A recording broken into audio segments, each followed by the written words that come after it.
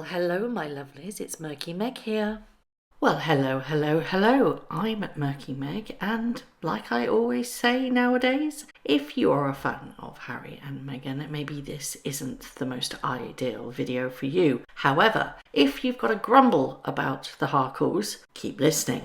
It's really wet and windy here, so I thought I would jump on here to discuss something that I'm quite outraged about. Well, I'm always outraged with regards to this channel and the duo, so nothing new there, but this one has really got my goat. Can you remember when they visited New York in September 2021? It was their unofficial quasi-visit, pretending to be royalty once again, where they hit New York and they visited lots of places. But one particular visit was to a school. Now, they both visited Public School 123, the Mahalia Jackson School in Harlem. Can you remember that she wore this weird red outfit that made her look like a Teletubby? Sorry, I know that's a bit mean, but it did. She went there to predominantly try and flog her book, but The Sun, which is a newspaper in the UK, has obtained some information that is really quite disturbing. Now, The Sun reports that aides for the Duke and Duchess of Sussex tried to gag teachers and pupils as young as 5 at school when they visited this school, and clearly used the footage that they gained, because they were followed around with a camera crew, for their Netflix show. The Sun actually did a Freedom of Information request, and this request reveals the length that Archewell advisors went to protect Harry and Meghan's very delicate image. It also shows that their team, the Sussex team, banned 4 British newspapers, including The Sun, from an event during the same time that they visited New York that took place at the World Trade Center. Despite it being publicly owned, they officially banned 4 British tabloids. No surprise really, because we know how much this couple hate the British media. Unless they want to flog something or promote something, they use the very selected tabloids that are very pro-Sussex. The Freedom of Information request reveals that the plan for the trip started 6 months earlier, and it was spearheaded and arranged by Toya Holness. Now, she's one of the Sussex's PR team and has been with them for quite some time. 3 days before they visited the school in Harlem, Archewell representatives emailed the Department of Education with the appearance release, including a gagging clause, and asked them to run it by their lawyers. It is unclear at this point whether or not that agreement was signed. I suspect it was, because they went ahead with the visit and not much attention, as in comments from either the school, the teachers, the students, but they would be too young to use social media, but more importantly, the parents, who would have also been gagged. I did find it rather strange at the time when they rocked up, during COVID, mind you,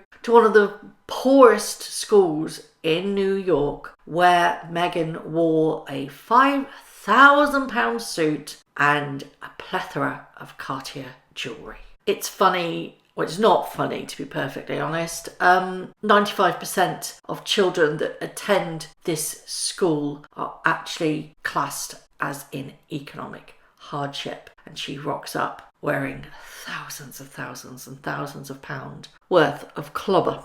So just to be clear, Harry and Meghan tried to gag teachers and students at the New York school they visited in 2001 by prohibiting them from making negative social media posts now or in the future. Now, for clarity purposes, I would just simply state that, according to the Freedom of Information Act, sources close to the Archewell Foundation have insisted that standard practice was followed. So I'd just like to point out the absolute hypocrisy that Meghan sat there on Oprah, when Oprah went, "So were you silent or were you silenced?" Well, they certainly silenced the school in Harlem, didn't they? Did anybody not think, I mean, I did, alarm bells were ringing when nothing was said by the parents. Nothing on social media was uttered about the way that they just rocked up and took advantage, and it was almost like poverty porn. I'm sorry, it was poverty porn. She did the same thing in Africa when she went there and she hugged all the children. It is playing for poverty. There was a very interesting video that went around about that time, and it was only one of a few where I assumed it was a father, and it was when they were hugging the children in the playground, and oh my God. I mean, these kids didn't know who Harry and Meghan were. They just rocked up, and she read some crappy book about how amazing her husband is as a father. And let's be honest, that book is so boring to children. Nothing engaging about it. Anyway, I assumed it was the father shouting some very fruity words. But paraphrasing, what the hell are you doing here? You have no point being here at all. I don't understand it.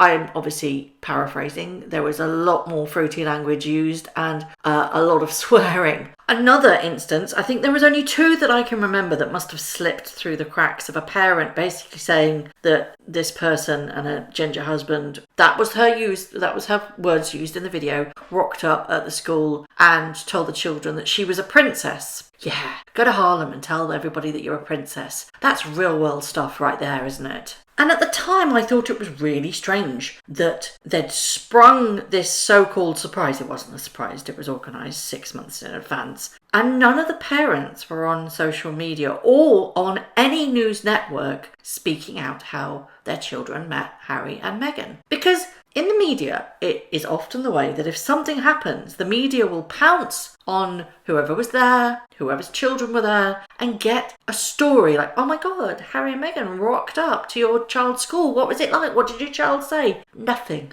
Nada. Nothing was reported, which is really quite bizarre, especially for those two, where everything that they do is speculated on and picked apart. Why did the media stations, or any media at all, not go to parents and say, how was it for your child? Nothing. Nothing at all. Absolute crickets. Now remember, this was at a time during COVID where restrictions were very, very heavy on who could be around whom. Parents couldn't go to the school, but Harry and Meghan could quite easily rock up and hug other children. At the time, I thought this was extremely bizarre behaviour, that during a pandemic, irrelevant of whether you believe it or not, there were strict rules and guidelines, especially with children and in school, that they could just simply rock up with masks on and hug everybody. There's even a clip of Harry yanking a child. Everybody looks weird, uncomfortable, and everybody, when she's reading the bench, looks bloody bored. I'd like to turn the tables a little bit. So when their two supposed children go to school, how would they feel if an A-lister, well, they're not A-listers, but a well-known couple or philanthropist or anybody like that, anybody came into their school and just hugged the children like that, Archie and Lilibet? There would be uproar. But yet they can go into one of the most underprivileged schools in New York and do just that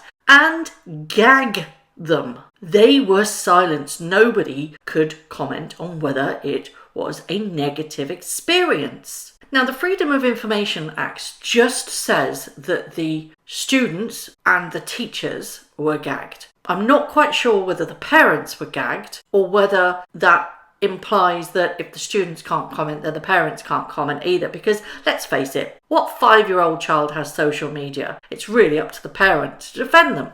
But what is not clear is whether or not the parents were informed who was coming and why to the school. Because they simply use this as a PR opportunity for A, making it look like they're philanthropists, and B, to try and flog her book. Now remember that in March 2021, Harry joined Aspen Institute Misinformation Commission. Now remember that this is a group of experts, apparently, that it's a think tank that are looking at misinformation and disinformation in the media. Turn a coin. Surely a gagging order is in direct conflict with that. or am I being completely stupid? To put it another way, a lot of people believe that the Aspen Institute are involved heavily in the censorship of social media and its citizens. So that's in direct contrast with exactly what Harry,